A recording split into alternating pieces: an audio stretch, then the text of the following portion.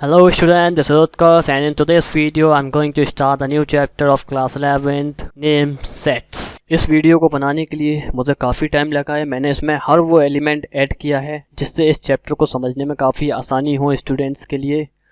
शायद ही ऐसा कोई ट्यूटोरियल और हो। तो सबसे पहले तो हो सकता है आपको थोड़ी बहुत परेशानी हो इसको समझने के लिए, क्योंकि आप अभी क्लास 11th में आए हैं, थोड़ा हार्ड है। तो आप इसको समझने की कोशिश कीजिएगा, वीडियो को दोबारा देखिएगा, आपको समझ में आएगा। और फिर भी अगर आपको कोई परेशानी होती है तो ये मेरा व्हाट्सएप नंबर है, आप मुझसे कांटेक्ट कर सकते हैं और अपना कोई भी डाउट हो उसे क्लियर कर सकते हैं। तो जैसा कि चैप्टर का नेम है सेट, तो सबसे पहले हम देख लेते हैं सेट होता क्या है। A set is a collection. तो सेट एक हमारे पास क्या होता है, सेट एक कलेक्शन होता है। कलेक्शन किसका? ऑब्जेक्ट्स का। और जो ऑब्जेक्ट्स होती हैं उनको हम एलिमेंट्स ऑफ द सेट बोलते हैं। और जो दूसरी डेफिनेशन दी है उसके according a set is a well defined collection of object. तो सेट एक कलेक्शन तो होता है, लेकिन यहाँ पे जो न्यू वर्ड है वो है हमारे पास वेल डिफाइंड। अब इस वेल डिफाइंड का मतलब क्या है? तो जैसे कि मैं आपको एक एग्जांपल देता हूँ, सेट ऑफ वोवेल्स। तो जो सेट ऑफ वोवेल्स होता है हमारे पास इन इंग्लिश अल्फ़ाबेट वो होता है AEIOU। सभी को पता है 5 होते हैं। लेकिन अगर आपसे कोई पूछता है set of dangerous animals of the world, तो आप उसको क्या बताएंगे? आप हो सकता है अपने अकॉर्डिंग जो डेंजरस एनिमल आपके लिए हैं आप उनका एग्जांपल बताएं, लेकिन ऐसा तो नहीं है जो डेंजरस एनिमल आपके लिए हैं वो हर किसी के लिए डेंजरस हों। मेरे लिए अलग हो सकते हैं, आपके फ्रेंड के लिए अलग हो सकते हैं, आपके रिलेटिव्स के लिए अलग हो सकते हैं। तो ये जो हमारे पास सेट ऑफ वोवेल्स हुआ वो तो वेल डिफाइंड है क्योंकि वो यूनिवर्सल है, सबके द्वारा मान्य है। लेकिन जो सेट ऑफ डेंजरस एनिमल है वो यूनिवर्सल नहीं है, सभी के लिए अलग अलग है, तो वो वेल डिफाइंड सेट नहीं है। इसके बाद हमारे पास कुछ एग्जाम्पल हैं सेट के। सबसे पहला एग्जाम्पल है the set of all even numbers.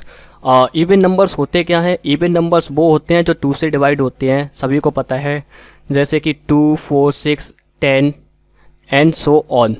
तो यहाँ पे आप देख सकते हैं जो सेट को लिखा हुआ है वो इवन के ई कैपिटल लेटर से रिप्रेजेंट किया है और उसके जो एलिमेंट हैं 2, 4, 6, 8 एंड 10 एंड सो ऑन उनको हमने कर्ली ब्रैकेट्स के अंदर लिखा हुआ है। तो ये जो तरीका है ये सेट को रिप्रेजेंट करने का तरीका है और इसको हम रोस्टर फॉर्म ऑफ सेट कहते हैं। अब जो दूसरा एग्जांपल है वो है द आइटम यू वेयर। आप क्या पहनते हैं? जैसे hat, shirt, jacket, pants and so on. जो चीज़ें आप ये पहनते हैं ये भी क्या है? एक सेट है। तो ये केवल सेट क्या होता है, आपका कुछ ऐसी चीज़ों का ग्रुप होता है जिनमें एक प्रॉपर्टी कॉमन होती है। अब ऐसे ही सेट का नोटेशन। अब जो सेट होता है उसको उसका जो नोटेशन होता है, जैसे सेट ऑफ वोवेल्स को नोट किया हुआ है यहाँ पे मैंने, उसमें देखिए सेट ऑफ वोवेल्स बी से रिप्रेजेंट किया है मैंने, कैपिटल बी से, उसके बाद इक्वल का साइन लगाया और करली ब्रैकेट के अंदर मैंने 5 वोवेल्स लिखे हुए हैं। तो इस तरीके से हम सेट को रिप्रेजेंट करेंगे, करली ब्रैकेट के अंदर उसके एलिमेंट्स को कॉमा से सेपरेट करके। इसके बाद जैसे कि पहला इसमें नोट पॉइंट दिया हुआ है, जो सेट होते हैं उसको डिनोट करने के लिए कैपिटल लेटर्स ABCXYZ का यूज किया जाता है। और इसके बाद जो उसके एलिमेंट्स होते हैं, जो सेट के एलिमेंट्स अंदर ऑब्जेक्ट लिखे होते हैं, उनको हम स्मॉल लेटर्स ABCXYZ से रिप्रेजेंट करते हैं। इसके बाद अगला elements of the set, small letter A है, स्मॉल a है, वो एक कैपिटल A का सेट है, उसका एलिमेंट है या मैं बोलूँ ऑब्जेक्ट है, वो उसका ऑब्जेक्ट है, तो हम उसको बोलेंगे जो स्मॉल a है बिलोंग टू कैपिटल A। और इसको जो बिलोंग टू है उसको रिप्रेजेंट करने के लिए हम जो एक ग्रीक सिंबल होता है हमारे पास एप्सिलॉन, उसका यूज करते हैं। तो जो स्मॉल a है वो सेट A का अगर एलिमेंट होगा तो हम उसको इस तरीके से लिखेंगे A belongs to capital A। अब अगर जो एक स्मॉल b है वो एलिमेंट नहीं है सेट A का, तो इसको हम बोलेंगे B does not belong to A, और इसको रिप्रेजेंट करने के लिए हम ये यूज़ करेंगे।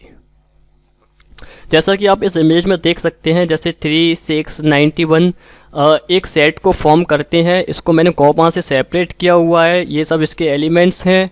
और ये जो डॉट डॉट डॉट है इसका मतलब so on continuously, that means ये इन्फिनिटी तक जाएंगे और जो एलिमेंट्स है।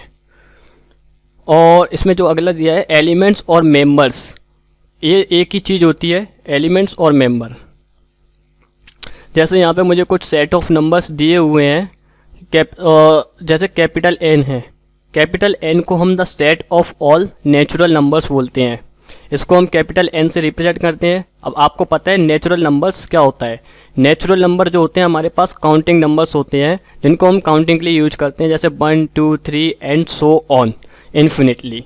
और जो हमारे पास कैपिटल Z होता है वो होता है the set of all integers. अब हमारे पास इंटीजर्स क्या होते हैं, अब जो जितने भी नेगेटिव नंबर्स होते हैं और पॉजिटिव नंबर्स होते हैं और ज़ीरो को मिला के जो हमारे पास सेट आता है वो होता है सेट ऑफ इंटीजर, जैसे -2 -1 0 1 2 एंड सो ऑन। इसके बाद जो the set of rational number होता है उसको हम कैपिटल Q से रिप्रेजेंट करते हैं। अब आपको ये नहीं पता अगर रेशनल नंबर क्या होता है, तो जो रेशनल नंबर होता है हमारे पास, रेशनल नंबर एक ऐसा नंबर होता है जिसको हम P/Q की फॉर्म में रिप्रेजेंट कर सकते हैं, उसे हम रेशनल नंबर बोलते हैं। अब जितने भी नंबर जिनको हम P/Q की फॉर्म में रिप्रेजेंट कर सकते हैं वो सारे रेशनल नंबर होते हैं। जैसे हमारे पास नेचुरल नंबर, ये क्या है, हमारे पास रेशनल नंबर होगा। जैसे हमारे पास इंटीजर, ये भी रेशनल नंबर होगा। कैसे कि अगर ये जैसे -2 है, इसको हम P/Q की फॉर्म में लिख सकते हैं, इसलिए ये हमारे पास क्या होंगे, रेशनल नंबर। इसके बाद जो हमारा है अगला सेट ऑफ रियल नंबर, इसको हम रिप्रेजेंट करते हैं कैपिटल R से। तो ये सेट ऑफ रियल नंबर होता क्या है, जितने भी नंबर्स आज तक आप स्टडी करते हुए आए हैं क्लास 10th 11th तक, उन सबको हम रियल नंबर्स बोलते हैं। जितने भी हम नंबर्स का यूज करते हैं वो सब हमारे पास रियल नंबर्स होते हैं। इसके बाद अगला है हमारे पास Z पॉजिटिव। Z पॉजिटिव का मतलब होता है the set of all positive integers. अब पॉजिटिव इंटीजर क्या होते हैं हमारे पास, जैसे सेट ऑफ इंटीजर में आपने देखा होगा इसमें नेगेटिव और पॉजिटिव दोनों नंबर्स हैं, तो अगर यहाँ से नेगेटिव नंबर्स को और ज़ीरो को हटा दिया जाए तो हमारे पास आते हैं पॉजिटिव इंटीजर्स। ये सब 1 2 3 4 5 and dot dot dot so on, ये सब हमारे पास सेट ऑफ पॉजिटिव इंटीजर्स है। अब ये जो Q पॉजिटिव है, Q पॉजिटिव को हम बोलते हैं set of positive rational number. जैसे हमारे पास रेशनल नंबर का सेट Q है, अब उसमें से जो पॉजिटिव नंबर्स होंगे उनको हम set of positive rational numbers बोलेंगे। अब जो रियल नंबर्स, ये जैसे हमने देखा था इधर set of real numbers R था, अब ये R पॉजिटिव हो जिसमें से नेगेटिव नंबर निकाल देंगे और जो पॉजिटिव नंबर बचेंगे वो होगा हमारे पास सेट ऑफ रियल नंबर्स। अगला हमारे पास एक नोट पॉइंट है। नोट पॉइंट में दिया हुआ है स्कूल, जो कि स्कूल वर्ड है, उसके जो लेटर का सेट है उसको पहले तो इस तरीके से लिखा हुआ है और दूसरी बार में उसको इस तरीके से लिखा हुआ है। तो इसमें से अब कौन सा सही है, तो मैं आपको बता दूं इसमें से दोनों तरीके सही है। तो आप देख सकते हैं इसमें जो स्कूल है उसको दो तरीके से लिखा हुआ है, पहला है SCHOL। तो इसमें पहली बात तो आपको ये स्पष्ट होती है कि सेट के अंदर जो उसके एलिमेंट होते हैं अगर वो 2 बार हैं तो उनको केवल 1 बार लिखना पर्याप्त होता है, उसको हम रिपीट नहीं करेंगे। और दूसरी बात, उसके जो लेटर्स हैं उसको हम आगे पीछे भी लिख सकते हैं। हम H को पहले लिख सकते हैं, O को बाद में लिख सकते हैं, O को पहले H को बाद में लिख सकते हैं।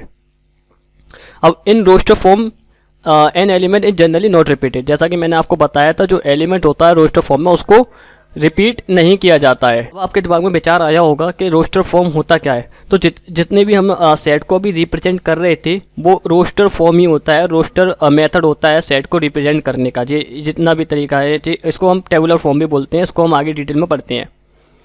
अब जैसे इधर दिया हुआ है हमारे पास सेट को रिप्रेजेंट करने के 2 तरीके होते हैं, पहला होता है रोस्टर और टेबुलर मेथड और दूसरा होता है सेट बिल्डर फॉर्म। चलिए देख लेते हैं रोस्टर फॉर्म क्या होती है।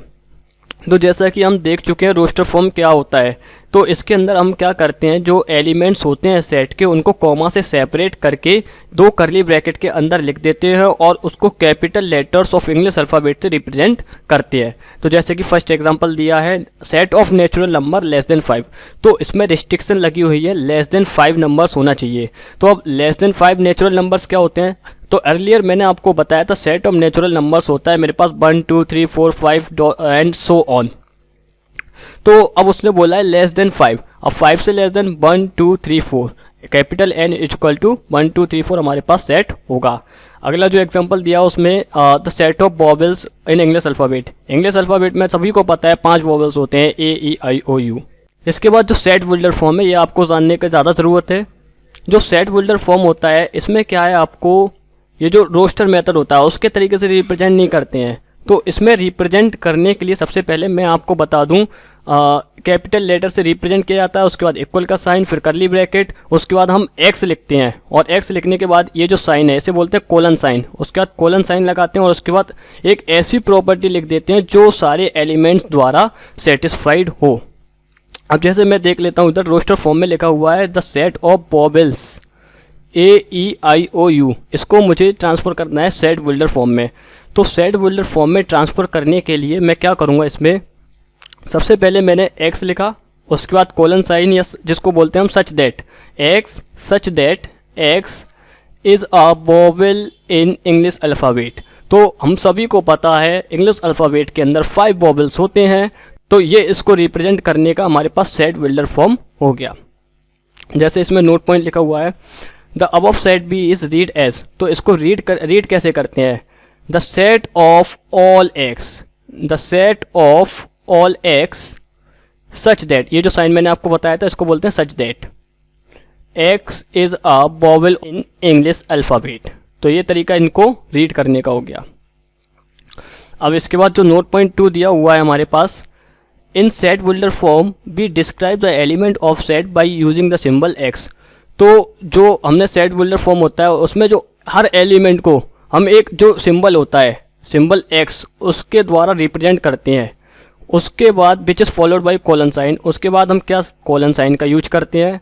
After the sign of colon we write the characteristic property possessed by the element, उसके बाद हम वो प्रॉपर्टी लिखते हैं जो उसके हर एलिमेंट द्वारा प्रोसेस्ड की जाती है।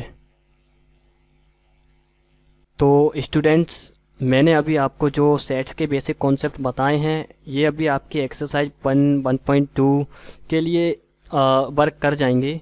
ये इसलिए मैंने आपको अभी इकट्ठे कॉन्सेप्ट नहीं बताए कि अगर मैं आपको अभी इकट्ठा समझा दूंगा तो शायद आपको समझने में थोड़ी परेशानी हो। तो अभी आप ये सभी कॉन्सेप्ट को समझें, और अगर आपको कोई परेशानी है तो आप व्हाट्सएप पे डाउट पूछ सकते हैं। और इस कोर्स की अगर आपको PDF चाहिए तो आप मुझे व्हाट्सएप पे मैसेज कीजिए, चैप्टर का नाम लिखिए, मैं आपको PDF सेंड कर दूँगा। आप मेरा व्हाट्सएप ग्रुप भी ज्वाइन कर सकते हैं चाहें तो।